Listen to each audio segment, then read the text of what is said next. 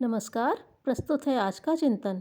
भगवान की कृपा मनुष्य पर बरसी या नहीं, इसकी पहचान क्या है? इस संबंध में ईश्वर विश्वासियों की इच्छा निरंतर बनी रहती है। कई सोचते हैं कि ईश्वर जिस पर प्रसन्न होते हैं उन्हें प्रत्यक्ष दर्शन देते हैं। राम, कृष्ण, शिव, दुर्गा आदि के रूप में उनके सामने आ खड़े होते हैं। साथ ही यह भी कहते हैं कि वरदान मांग, अर्थात इच्छित मनोकामना को पूरी कराने के लिए जो सहायता चाहता हो उसे कह ले और ले। मोटी धारणा यही है। कई हृदयाकाश में प्रकाश ज्योति का दर्शन करते हैं, समाधिस्थ एकाग्र हो जाते हैं। वैराग्य धारण करके ऐसा भी सोचते हैं कि संसार को, कुटुंब परिवार को भव बंधन समझकर उन्हें त्याग दिया तो जीवन मुक्त हो गए, जन्म मरण के बंधन से छूट गए। कई सोहम साधना में श्वास के साथ चलने वाली आवागमन की ध्वनियों को सुनते हैं। कईयों को कान बंद कर लेने पर घंटा, शंख, मृदंग, मजीरा, गर्जन आदि के शब्द सुनाई पड़ते हैं और लगता है कि ईश्वर के सांकेतिक वचन सुन रहे हैं। उसका अर्थ समझने लगेंगे तो त्रिकालदर्शी बन जाएंगे। कुछ को षट चक्र भेदन की कल्पना उभरती रहती है, चिर सेवित कल्पना भावना बन जाती है। इस भावना की मस्ती में वे चक्र आदि प्रगाढ़ ध्यान अवस्था का पुट लगाकर यथार्थवत दिखने लगते हैं। वस्तुतः वे सूक्ष्म शरीर में अवस्थित हैं। स्थूल शरीर में जहाँ तहाँ नाड़ी गुच्छक ही हैं। उन्हें सूक्ष्म शरीर में चक्रों की उपस्थिति बताने वाले संकेत भर कहा जा सकता है। प्लेक्सस को ही चक्र मान लेना उचित नहीं। ध्यान के लिए शरीर के भीतर ही कई महत्वपूर्ण स्थान हैं, जिनमें सघन एकाग्रता की साधना करके कई प्रसुप्त पड़े केंद्रों के सूक्ष्म प्राण को जगाया जा सकता है।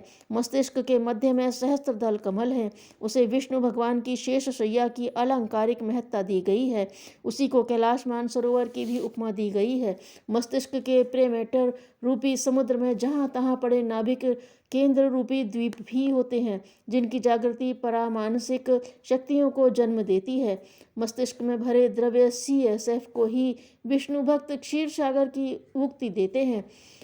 ध्यान की परिपक्वावस्था में यह सहस्रार कमल और ब्रह्मरंध्र शिव या विष्णु का निवास स्थान प्रतीत होता है। इस प्रतीति को श्रद्धा के समन्वय से और भी अधिक प्रगाढ़ बनाया जा सकता है। मस्तिष्क मध्य, हृदय भाग और नाभि मध्य में ब्रह्म ग्रंथि, विष्णु ग्रंथि एवं शिव ग्रंथि भी है, जिनके संबंध में कहा जाता है कि इन गांठों के बंधनों में जीव बंधा है। यदि उन्हें खोला जा सके तो मुक्ति मिल सकती है।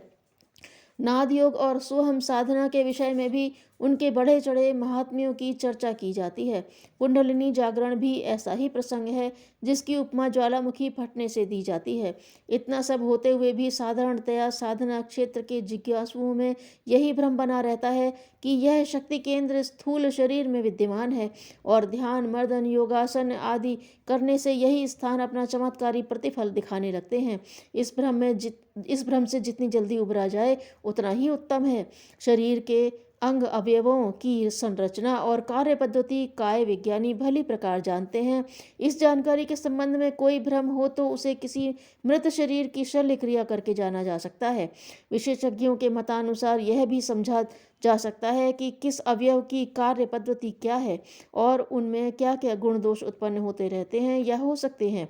इस कथन और आध्यात्मिक विवेचन का परस्पर कोई तालमेल नहीं खाता। अध्यात्म का आरंभ सूक्ष्म शरीर से होता है। स्थूल शरीर तो रक्त, मांस, अस्थि, मज्जा आदि का समुच्चय है। वह तनिक सी बीमारी के चोट के आघात से कुम्हलाते, तिल मिलाते देखा गया है।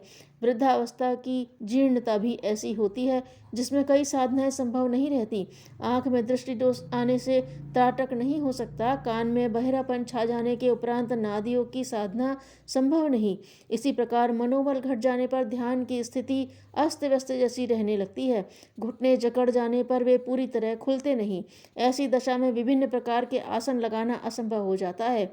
कमर झुक जाने पर वे प्राणायाम नहीं हो सकते, जिनके लिए कमर सीधी रखने की आवश्यकता है। इसका अर्थ यह हुआ कि युवावस्था के निरोग शरीर में ही शरीरगत साधनाएं बन पड़ती हैं। इन कठिनाइयों के रहते यह नहीं कहा जा सकता कि साधना का उपयुक्त काल तो आयुष्य की चौथी अवस्था में है, इसलिए चतुर्थ आश्रम बनाया गया है। यह कहाँ तक ठीक है? यदि स्थूल शरीर ही साधना केंद्र रहा होता तो बालकपन, ढलती आयु, वृद्धावस्था से घिरा हुआ जीवन निरर्थक चला जाता। मात्र तरुणाई ही इस प्रयोजन के लिए उपयुक्त काल माना जाता है, किंतु ऐसी बात नहीं है। ध्रुव ने बालकपन में च्यवन्य वृद्धावस्था में और आद्य शंकराचार्य ने भगंदर फोड़े के साथ ग्रसित होते रहते हुए भी तरुणावस्था में भी कठोर साधनाएं की थीं। शरीर के स्वस्थ रहने से मन स्वस्थ रहता है और सौंपे गए दायित्वों को पूरा कर सकता है। इसलिए उचित है कि साधना के प्रथम सोपान में प्रवेश करते हुए काया को बलिष्ठ और निरोग रखा जाए। इस प्रकार के नियमों का पालन, उपायों को अपनाना साधना का प्रथम चरण कहा गया है।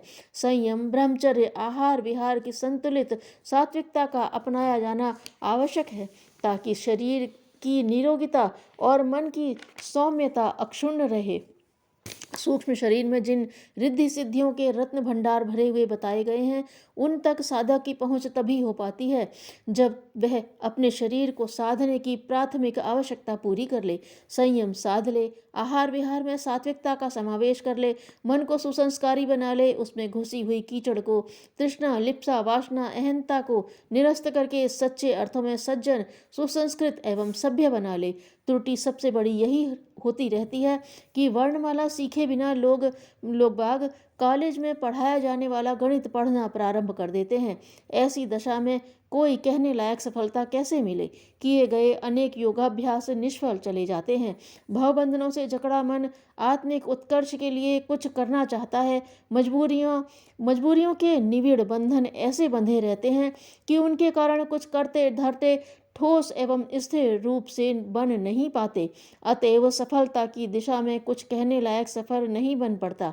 यात्रा रास्ते में ही रुकी पड़ी रहती है। सूक्ष्म शरीर की ही अधिकांश साधनाएं हैं।